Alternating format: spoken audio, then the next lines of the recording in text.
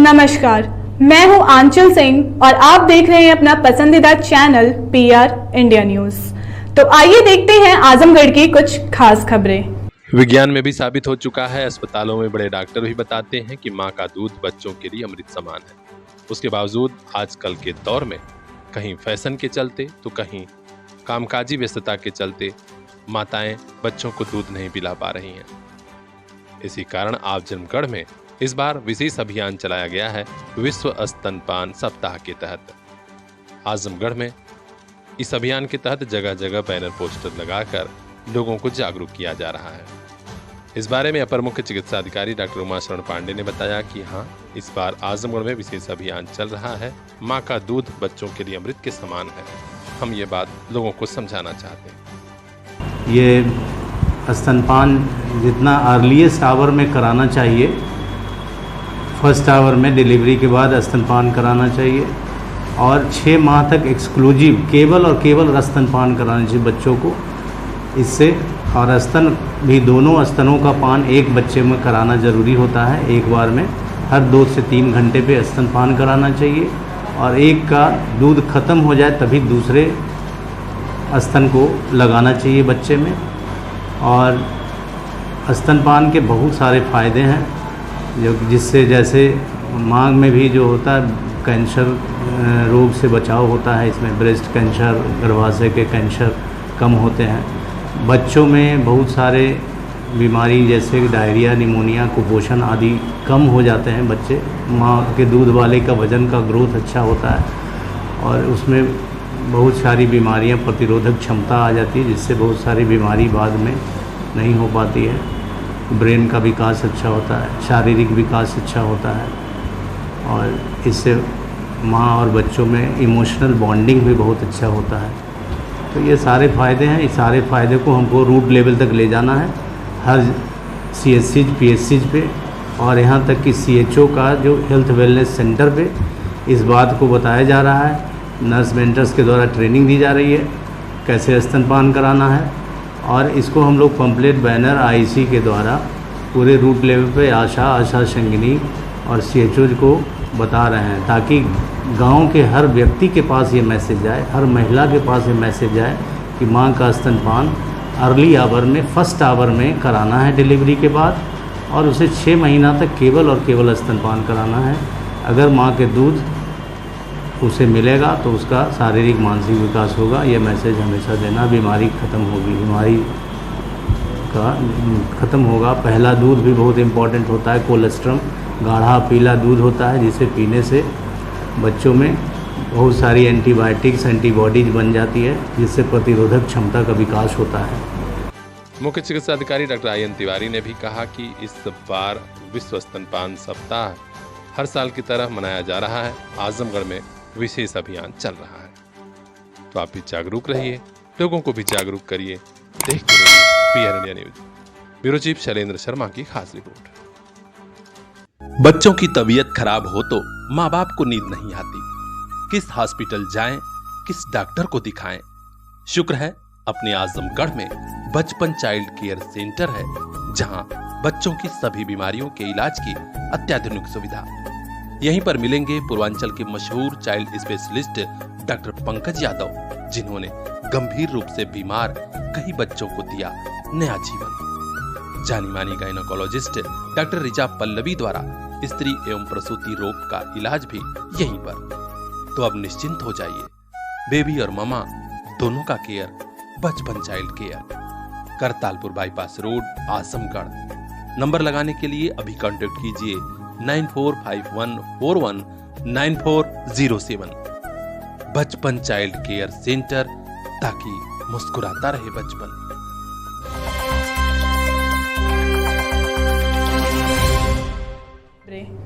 देखने वाले भी दंग रह गए। ऐसा लगा जैसे क्रिकेट मैच हो रहा हो।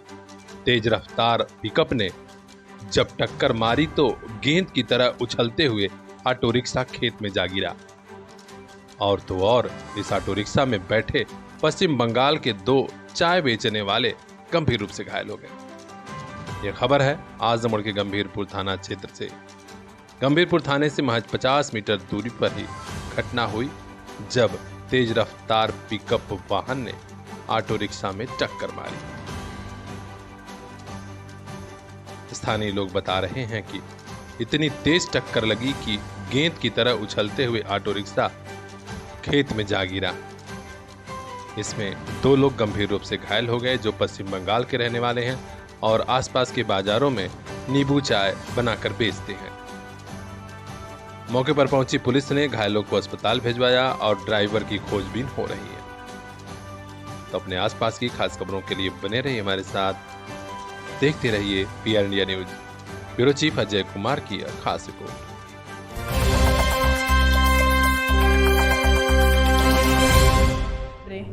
साइबर क्राइम अगर आपके साथ होता है, बैंक खाते से पैसा निकाल लिया जाता है, तो अपना शुगर और बीपी मत बढ़ाइए।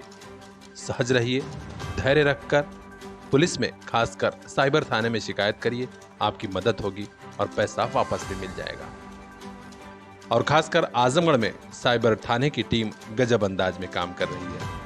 आज फिर एक सफलता मिली है। एक महिला के खाते से साइबर क्राइम के जरिए 4 लाख रुपया उड़ा दिया गया था। आज महिला के खाते में वापस साइबर थाने की पुलिस ने 4 लाख रुपया दिलाया है। ये मामला है अतरौलिया थाना क्षेत्र का। जी हाँ, खबर मिली है। खासकर महिला ने जो अपनी रिपोर्ट में बताया है कि वो तेजापुर गांव थाना अतरौलिया के रहने वाली हैं। उन्हें खबर भी नहीं मिली और उनके खाते से 4 लाख रुपया निकाल लिया गया।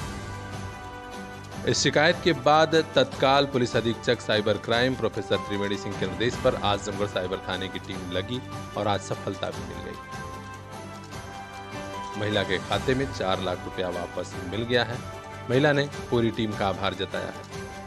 यह सफलता प्राप्त करने वाली टीम में साइबर थाने के प्रभारी निरीक्षक श्री विमल प्रकाश राय, सब इंस्पेक्टर आलोक कुमार, मुख्य आरक्षी मनीष सिंह, कांस्टेबल आनंद कुमार और संजय कुमार शामिल हैं। तो आपसे भी गुजारिश है, अगर खाते से पैसा गायब होता है, साइबर क्राइम के आप शिकार होते हैं, तो परेशान मत होइए, शिकायत दर्ज कराइए, आपकी मदद होगी। मुस्कुराते रहिए, देखते रहिए पीआर इंडिया न्यूज।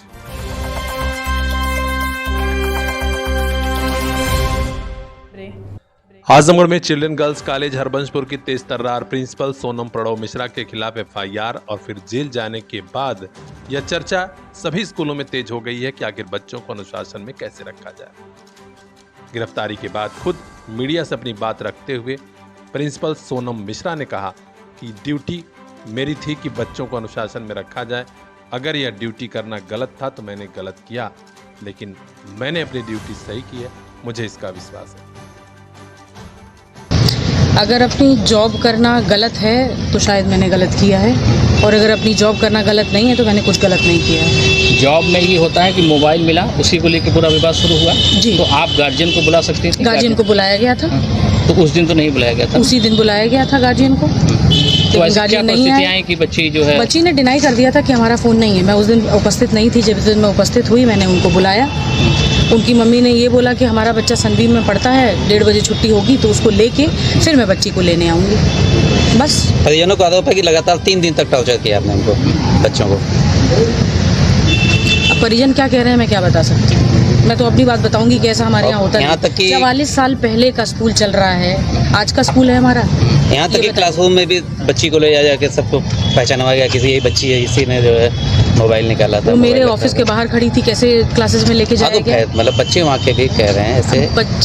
बच्चे ऐसे हमारे बहुत भी हैं, वो ये कह रहे हैं कि ऐसा कुछ भी नहीं हुआ है। तो अच्छा मैडम, एक सवाल ये बताइए कि इस पूरे मामले में पुलिस ने कहा है कि छात्रा आपके ऑफिस के बाहर घंटों खड़ी थी, अंदर गई, फिर आपके ऑफिस से निकल कर बाहर गई। आखिर अंदर ऐसा क्या हुआ था? आपसे किसी तरह के हाव तक हुआ था? किस तरीके की बात हुई? घंटों तो नहीं खड़ी रही, 15 से 20 मिनट मेरे ऑफिस के बाहर खड़ी रही। वजह क्या थी?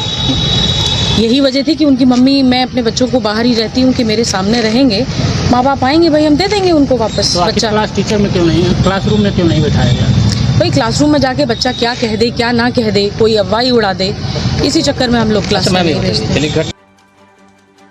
आखिर अनुशासन के नाम पर बच्चों के साथ ज्यादती क्या उचित है? सभी स्कूलों में इसकी चर्चा हो रही है और कहा जा रहा है कि बड़ी बारीक सी लक्ष्मण रेखा है बच्चों को अनुशासन और फिर उन्हें प्रताड़ित करने में। उनकी काउंसलिंग होनी चाहिए और न कि उनके साथ प्रताड़ना वाला व्यवहार। बहरहाल इस बारे में अपनी बात रखी क्लास टीचर अभिषेक राय ने भी। उन्होंने भी कहा कि हम लोग खुद गार्जियन हैं, ऐसा बच्चे के साथ नहीं कर सकते कि वह डिप्रेशन में आए। जी, मैं क्लास टीचर हूँ और मैंने ही गार्जियन को फ़ोन किया था कि ताकि बच्ची जो है जो भी उसके पास मोबाइल मिला है तो गार्जियन आए और उस साक्ष्य को देखें कि बच्ची के साथ ये मोबाइल अनवांटेड तरीके से मिला है, तो उसको समझेंगे तो गार्जियन अपना जो भी आगे निर्णय लेना होगा लेंगे। मैं क्लास टीचर था, मैंने क्लास टीचर के रूप में गार्जियन को फ़ोन किया और गार्जियन ने, उनकी मम्मी ने ये बोला कि मैं अपने छोटे बच्चे को सनबीम स्कूल से लेकर के जब आऊँगी तो मैं आकर के और फिर आप लोगों से मुलाकात करूँगी। और उसी 10 मिनट या 15 मिनट के अंतराल में बच्ची ने इस तरीके का डिसीजन लिया। लेकिन वहाँ तो गार्जियन ये कह रहे हैं कि हमको पहले, हम यही हमारी दुकान है चौक पे, हमने कहा कि हम आ रहे हैं तो कहा नहीं आप गार्जियन जैसे माँ को भेजिए, जैसे माँ को बताया गया कि नहीं फादर को भेजिए। आप लोग 1-1.5 घंटे गुमराह करते हैं। ऐसा कुछ नहीं है। जो 12:30 बजे के आसपास जब 6 पीरियड चल रही थी तो मैंने ही फ़ोन किया सबसे पहले जो है पिता को उनके। तो चूँकि लड़की ने रिक्वेस्ट ये किया, बच्ची ने खुद रिक्वेस्ट किया कि मेरे पिताजी को न बुलाया जाए, मेरी माताजी को बुलाया जाए। तो उस चीज़ को मतलब सिक्योर करने के लिए, बच्ची है माँ से ज़्यादा कंफर्टेबल रहेगी, पिता से कम कंफर्टेबल रहेगी, तो इस वजह से हमने ये डिसीजन लिया कि सर आप एक काम करिए, मम्मी का नंबर हो तो दे दीजिए, क्योंकि पिता का ही नंबर हमारे पास था। तो मैंने खुद उनसे बोला तो कहीं ठीक है आप ले लीजिए नंबर। तो नंबर लिया, फिर मैंने उनकी मम्मी से बात किया तो उनकी मम्मी बोली कि 1:30 बजे के बाद मैं बच्ची को लेके आ जाऊँगी, छोटे बच्चे को। तो अब उसी का इंतज़ार हम लोग कर रहे थे और उसके बाद मैं अपने क्लासेस में चला गया। 7 पीरियड चल रही थी, मैं पढ़ा रहा था और 10 से 15 मिनट का जो भी डिफरेंस हुआ उसी डिफरेंस में ये घटना। और उसके बाद 1-1.5 घंटा गुमराह करते कि बच्ची मर चुकी थी। आप लोग ऐसा कुछ नहीं, कोई गुमराह नहीं किया है। मैटर यहाँ पे ये था कि बच्ची जब उसका एक्सीडेंट हुआ तो उसके साथ हॉस्पिटल ले जाएंगे। पहला काम तो ये है हमारा कि पहले हम उसको बचाने की कोशिश करेंगे ना, तो पहले तो वही किया गया, पहले उसको बचाने की कोशिश की गई। रमा हॉस्पिटल ले गए, फिर वहाँ उन्होंने मना कर दिया तो हम लोगों ने सोचा हो सकता है इनके पास फैसिलिटी ना हो, तो फिर लाइफ लाइन ले गया आदमी, तो वहाँ भी जब कर दिया गया। तो ये सब काम में तो 5 मिनट तो लगेगा नहीं सर, अगर आप इतना यहाँ वहाँ दौड़ेंगे तो कम से कम 15-20 मिनट 25 मिनट तो लग ही जाएंगे। और गार्जियन का ये भी आरोप था कि बच्ची के साथ और तब तक कुछ गलत हुआ है। ऐसा कुछ नहीं है, अगर इन्होंने ऐसा आरोप लगाया है तो वो उनकी मतलब अब क्या मैं कहूँ, उसके लिए मैं कुछ नहीं कह सकता। हाँ, चूँकि हॉस्पिटल ले जाते समय एम्बुलेंस में उसके कपड़े जो है फट गए थे, उसको फिर हम लोगों ने ढका। हमारा उद्देश्य यही था कि उसको सेफ रखा जाए और ऐसा कुछ नहीं है। अगर ऐसा सोच रहे हैं गार्जियन तो या तो कहीं किसी बहकावे में आए हैं, या तो उनका उद्देश्य बदल गया हो, या तो भ्रमित हो। अच्छा, जो भी हो, जो मोबाइल मिला या कुछ मिला तो आपने प्रबंधन को सूचना दिया था? ठीक है, आप लोग वहाँ वो देख रहे हैं, आप लोग प्रशासनिक देख रहे हैं, लेकिन क्या प्रबंधन को जानकारी में विश्वास में लिया था? तुरंत कैसे प्रबंधन को, जैसे मोबाइल की जो चेकिंग होती है, रूटीन चेकिंग होती है, हर स्कूलों में होती है। ये कोई हमारे स्कूल में नहीं हो रहा है कि अब स्कूल में बच्चे मोबाइल ले आना किसी भी स्कूल में अलाउड नहीं होगा, सभी लोग जानते हैं। तो बस ये उद्देश्य था कि रूटीन चेकिंग में है, महीने में 15 दिन में कभी कभी ऐसे रूटीन चेकिंग हो जाती है। तो फ्राइडे को हुआ था, शुक्रवार को चेकिंग, उस दिन मैम अब्सेंट थी। तो अब हम कैसे डिसीजन लें, तो मैम से बात हुई तो मैम बोली हम सोमवार को आएंगे, फिर उस पर जो भी आगे कर रहे हैं। तो 2 दिन छुट्टी हो गई, शनिवार और रविवार, तो सब लोग अपने अपने काम में व्यस्त हो गए। तो 2 दिन तो किसी ने कुछ किया ही नहीं, कोई एक्टिविटी ही नहीं थी। जो भी हुआ वो सोमवार को हुआ। सोमवार को आने के बाद पहले वाइबा था, मैंने फर्स्ट पीरियड से, मैं खुद क्लास टीचर हूँ, मैंने वाइबा लिया फर्स्ट पीरियड में उस बच्ची का और अच्छे से उसने वाइबा दिया, कोई दिक्कत नहीं थी। 5th पीरियड लंच के बाद जो है 5th पीरियड के बाद फिर 6th पीरियड में मेरी पीरियड फ्री रहती है। तो उसी समय मैम ने बुलाया कि जो है देखिए ये मोबाइल इनकी पकड़ी गई है और आप इनके गार्जियन को फ़ोन कर दिए। चूँकि अब मैं ही क्लास टीचर हूँ तो मेरे ही पास नंबर होगा। तो मैं गया स्टाफ रूम में बैठा, फिर वहाँ पर रजिस्टर ओपन किया, फिर पिताजी का नंबर था इनके, मैंने पिताजी को फ़ोन किया तो बोले कि आप मुझे बता दीजिए मैं ही आ जाऊँ। तो मैं कहा आप दुकान छोड़ के क्यों आएंगे, छोड़िए नॉर्मल सी बात है, जो है मम्मी को मम्मी का नंबर दे दीजिए, मैं उनसे बात कर लेता हूँ, वो आ जाएंगे। बस यही बात थी। फिर उनके माताजी को फ़ोन किया गया तो बोली कि सर 1:30 बजे छोटे बच्चे की छुट्टी होती है, मैं उसको लेकर के आऊँ। मैं कहा कोई बात नहीं, अभी समय, आप आराम से आ जाइए। अच्छा, बस यही कह करके मैं 7th पीरियड, भाई 6ठी पीरियड में 30-35 मिनट का होता है, तो ये करके मैं अपने 7th पीरियड क्लास ले रहा था। और जब 7th पीरियड चल रही थी, 10 या 15 मिनट बीते होंगे 7th पीरियड का, उसी समय दुर्घटना हो गई। और उनके गार्जियन भी फिर मुझे लगता है 140 या 145 तक आ गए थे जब ये घटना हुई। तो कोई अंदेशा नहीं था कि बच्ची इस तरह से घटना, ऐसा कुछ नहीं अंदेशा था। ऐसा कोई अंदेशा अगर होता तो हमारे भी बच्चे हैं और हम लोग शिक्षा का काम कर रहे हैं ना, बच्चों को समझाना बचाना यही हमारी जिम्मेदारी है। इसके अलावा हम मारने का तो काम करते नहीं हैं, बच्चों को बचाने का काम करते हैं। चर्चा तो बहुत है, पूरे जिले भर में अभिभावकों के बीच, स्कूलों के बीच कि आखिर रास्ता क्या निकाला जाए, क्योंकि मोबाइल अब जरूरी भी है। तमाम पढ़ाई भी ऐसी हो गई है कि बच्चों के लिए मोबाइल जरूरी है, लेकिन अनुशासन के नाम पर उन्हें प्रताड़ित करना क्या ठीक है, या फिर कौन सी व्यवस्था बनाई जाए कि बच्चों के मन में ऐसे भाव ना आए कि वे जान ही दे दें। अब देखना है कि स्कूल संचालक कौन सा रास्ता निकालते हैं। हर अपडेट हम आप तक पहुंचाएंगे, बने रहिए हमारे साथ, देखते रहिए।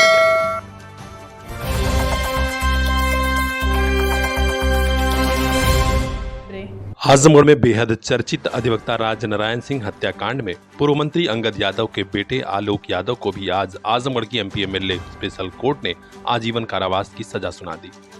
जी हां, आजमगढ़ से बड़ी खबर आ रही है, 20,000 रुपया अर्थदंड भी लगाया गया है। पूर्व मंत्री अंगद यादव की मुश्किलें इसी के बाद बढ़ गई थी जब अधिवक्ता राजनारायण सिंह की आजमगढ़ में हत्या हो गई थी। घटनाक्रम के बारे में पता लगा है कि पूर्व मंत्री अंगद यादव की बेटी का विवाह राजनारायण सिंह ने ही अपने किसी परिचित के परिवार से कराया था। विवाद बढ़ा था ससुराल में तो राजनारायण सिंह से भी अनबन रहने लगी। बात इतनी बढ़ी कि उनका मर्डर हो गया था। बाद में पुलिस की चार्जशीट दाखिल हुई तो पूर्व मंत्री अंगद यादव, उनके बेटे आलोक यादव के अलावा और भी कई लोगों का नाम प्रकाश में आया। पूर्व मंत्री को सजा हो चुकी है, आज उनके बेटे को सजा सुनाई गई है। आजमगढ़ में आज पूरे दिन इस मामले की चर्चा होती है। खास खबरों के लिए बने रहिए हमारे साथ, देखते रहिए पीआर इंडिया न्यूज। जब पैसा लगा रहे हैं तो यहाँ वहां क्यों जा रहे हैं? आजमगढ़ में पढ़ाई एसएन कॉन्वेंट है ना। SN convent school and college, Ghazipur road, Sidhari, Azamgarh. Play group से 12वीं तक की Hindi and English medium education. Play group के बच्चों को स्मार्ट क्लास वाला न्यू कैंपस। देर मत कीजिए, आपके बच्चे के भविष्य का सवाल है। जवाब SN convent school and college, Ghazipur road, Sidhari, Azamgarh. हमारे यहाँ कंप्यूटर व उर्दू की शिक्षा मुफ्त में। Contact number 9415835600। आजमगढ़ का ऐसा स्कूल जहां पढ़ाई के साथ आनंद भी।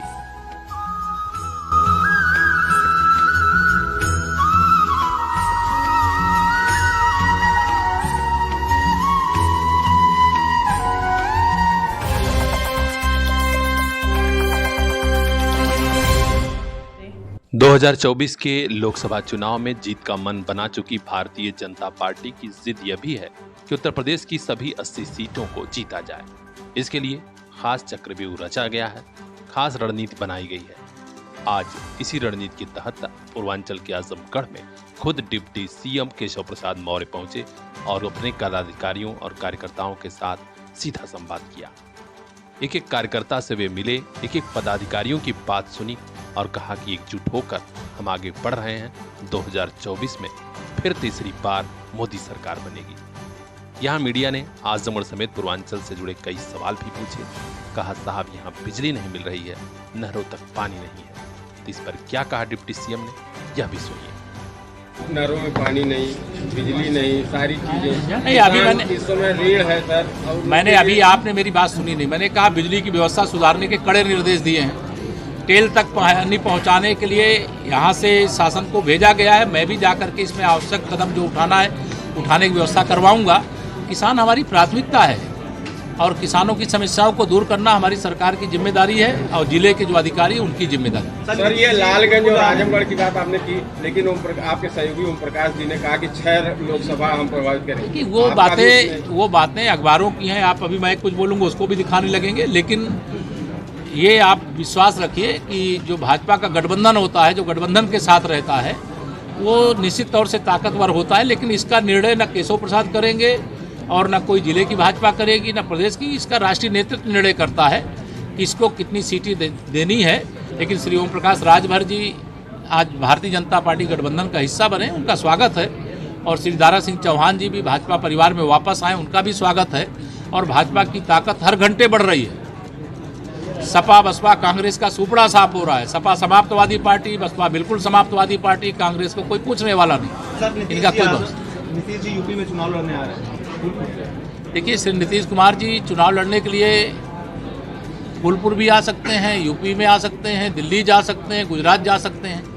लेकिन अब जीतेंगे कि हारेंगे जनता जानती है, क्योंकि तीसरी बार मोदी सरकार कोई नीतीश कुमार जी कोई देश के प्रधानमंत्री नहीं बनने वाले हैं, वो मुख्यमंत्री बने रहे। अभी तो अगली जब चुनाव विधानसभा का होगा बिहार में भाजपा का मुख्यमंत्री बनेगा। सर इंडिया को लेके और शिवपाल जी का भी आपके इंडिया मत कहिए, उसे यूपीए कहिए, कंफ्यूजन में मत पड़िए। ये वही यूपीए है जिसने 12 लाख करोड़ का घोटाला किया है, या वही यूपीए है जिसे सपा बसपा की बैसाखी पर 10 साल देश को बर्बाद करने का मौका मिला। इसलिए यूपीए को और दूसरे नाम से मत पुकारिए। अब सिर्फ राहुल गांधी जी का नाम प्रधानमंत्री रख देंगे तो वो प्रधानमंत्री नहीं ना हो जाएंगे। राहुल गांधी जी राहुल गांधी रहेंगे। मेरा सवाल सर पूछ रहा था कि शिवपाल जी आए थे आपके लोकसभा सांसद को, उन्होंने नौटंकी कहा और कहा कि हम चीफ गेस्ट रहते हैं। देखिए, देश के सम्मानित सदन के अगर माननीय सदस्य को इस भाषा का वो प्रयोग करते हैं तो ये उनकी बुद्धि है, मैं उनके बारे में कुछ नहीं कहूँगा। और सर इंडिया का जो आप कह रहे हैं डिफेंड कर रहे हैं, लेकिन अखिलेश जी कह रहे हैं कि हम उसी पे आएंगे। वो मैंने बताया, सपा लगातार 2014 से जब मुख्यमंत्री थे तब भी वो आ रहे थे, जब नहीं थे तब भी आ रहे थे, लेकिन जनता ने आने नहीं दिया। अभी 25 साल तक देश और प्रदेश में भारतीय जनता पार्टी की सरकार रहेगी, भारतीय जनता पार्टी के प्रधानमंत्री और मुख्यमंत्री रहेंगे। यह जनता ने मन बनाया हुआ है, जनता का आशीर्वाद है, जनता का समर्थन है। डबल इंजन की सरकार शानदार काम कर रही है। मीडिया से हुई बातचीत में डिप्टी सीएम केशव प्रसाद मौर्य ने सियासत से जुड़ी कई सवालों का जवाब भी दिया। समाजवादी पार्टी को समाप्तवादी पार्टी कह दिया, तो और भी कई बयान ऐसे जो सुनने लायक है। आज हमारे पार्टी के दोनों जिला अध्यक्ष, हमारे एमएलसी, हमारे जो पार्टी के पदाधिकारी, पूर्व सांसद, पूर्व विधायक गणों की उपस्थिति में आज आजमगढ़ जनपद का दौरा हुआ। संगठनात्मक दृष्टि से आजमगढ़ और लालगंज दोनों जिलों के कार्यकर्ताओं के साथ पार्टी कार्यालय पे भेंट हुई और उनसे चर्चा करके जो जनपद की समस्याएं हैं उनका फीडबैक लिया। और आज इस बैठक में स्पष्ट निर्देश दिया गया है कि भारतीय जनता पार्टी के कोई चाहे बूथ अध्यक्ष हो, चाहे जिला अध्यक्ष हो या अन्य कोई पदाधिकारी हो, जनता से जुड़ी हुई कोई समस्या किसी अधिकारी कर्मचारी के पास लेकर के जाएंगे तो उसको वो नियमित रूप से सुनेंगे, उसका समाधान जो करने लायक है समाधान करेंगे। और मुझे भी यह कहते हुए गर्व है कि मैं भी उप मुख्यमंत्री तो हूँ, लेकिन उप मुख्यमंत्री से पहले मैं एक पार्टी का कार्यकर्ता हूँ और इन्हीं कार्यकर्ताओं के बल पर हम सारी लड़ाई लड़ते हैं। एक तो यह निर्देश दिया गया है, यहाँ एक सलोना पंप कैनाल है और एक उबालपुर लखीमपुर में 97 एकड़ का एक बड़ा सरोवर है, उसके भी जीर्णोद्धार, जहाँ खुदाई की ज़रूरत है उसकी खुदाई करवा करके कैनाल को चलाने की दृष्टि से निर्देश दिए गए हैं। बिजली की समस्या, रोस्टर की समस्या, बिजली की कमी जो थी उसके लिए भी बहुत कड़ाई से पूछताछ की गई है। कोई ओवर बिलिंग की शिकायत या कोई जले हुए ट्रांसफार्मरों को बदलने में देरी आदि को लेकर के कोई अगर शिकायत आएगी तो जो दोषी होंगे उनके खिलाफ कार्रवाई भी की जाएगी। लेकिन जनता की सेवा हमारी सरकार की प्राथमिकता है। इस बात को ध्यान में रख करके जनपद के जितने भी चक मार्ग हैं और उस पर अभी भी कब्जा कोई किया हुआ है, कोई तालाबी नंबर है उस पर अगर कोई कब्जा किया हुआ है, कोई चारागाह की ज़मीन अगर उस पर कोई कब्जा किया हुआ है तो उसको जांच करके नाप करके खाली कराएंगे। कोई माफिया कब्जा किया है तो ज़रूरत पड़े तो बलपूर्वक खाली कराएंगे। कोई गरीब का कब्जा है तो उसको कोई वैकल्पिक व्यवस्था दे करके उसके बाद खाली कराएंगे। यहाँ नहरों में टेल तक पानी की जो समस्या है पहुँचाने की, उसको लेकर के भी बात हुई है। हमारी कोशिश होगी कि जल्दी से जल्दी, चूँकि इस बार आजमगढ़ में वर्षा कम हुई है, सूखे जैसे हालात हैं और उसकी समीक्षा की जा रही है और सूखे के हालात अगर बनेंगे तो सरकार सूखे की दृष्टि से भी जनपद में किसानों को लेकर के जो भी आवश्यक कदम है वह उठाने का काम करेगी। और जो हमारे किसान हैं उनको ऐसे बीज उपलब्ध कराने का काम भी किया जाएगा जिन बीजों के आधार पर अगर कम वर्षा है तब भी किसानों की आमदनी न घटने पावे, इस विषय को भी निर्देशित किया गया है। हर घर नल से जल योजना में जो पाइपलाइन पड़ रही है वो मिनिमम ज़मीन से 1 मीटर नीचे पड़नी चाहिए और जहाँ पर पाइपलाइन डाल रहे हैं अगर वहाँ मिट्टी निकाल करके तब पाइप डालते हैं तो उसे ऐसी अवस्था में ना छोड़ें कि कोई घटना दुर्घटना हो। तो पाइपलाइन डालने के बाद आवागमन के योग बनाना और पानी की टंकी बनने के बाद उसको टेस्टिंग करने के बाद जैसी सड़क पहले बनी थी वैसे ही बनाना। इसमें बजटीय प्रावधान भी है, इसके भी निर्देश दिए गए हैं। अस्पतालों में सुविधाओं की कुछ कमी बताई गई है, पीजीआई की दृष्टि से भी कुछ शिकायतें आई हैं, उनको निवारण करने और आज यहाँ अधिकारियों को निर्देशित किया गया है कि उसको यहाँ से एक पत्र बना करके अलग से भेजेंगे, जिससे चिकित्सा सुविधा, दवाओं की उपलब्धता, डॉक्टरों की उपलब्धता, स्पेशलिस्ट डॉक्टरों की उपलब्धता, पैरामेडिकल स्टाफ, नर्सिंग स्टाफ सहित कोई ऐसी समस्या ना आवे। तो आसपास की खबरों के लिए बने रहिए हमारे साथ, देखते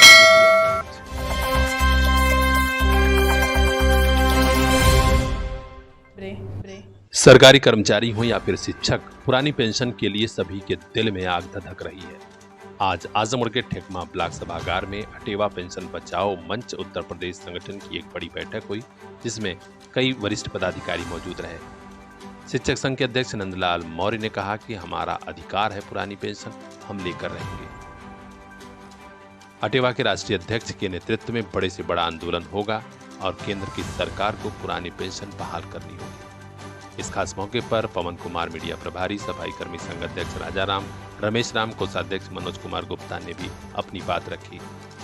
यहाँ पर मंत्री फौजदार राम, मीडिया प्रभारी साहब राज यादव, संजय कुमार, सबरजीत वर्मा, वीरेंद्र कुमार, महिला मोर्चा सरिता सरोज, सरिता भारती, शशि कला, इंदुमती समेत तमाम कर्मचारी, शिक्षक और पदाधिकारी मौजूद रहे। ब्यूरो चीफ रिंकू चौहान की रिपोर्ट, PR न्यूज।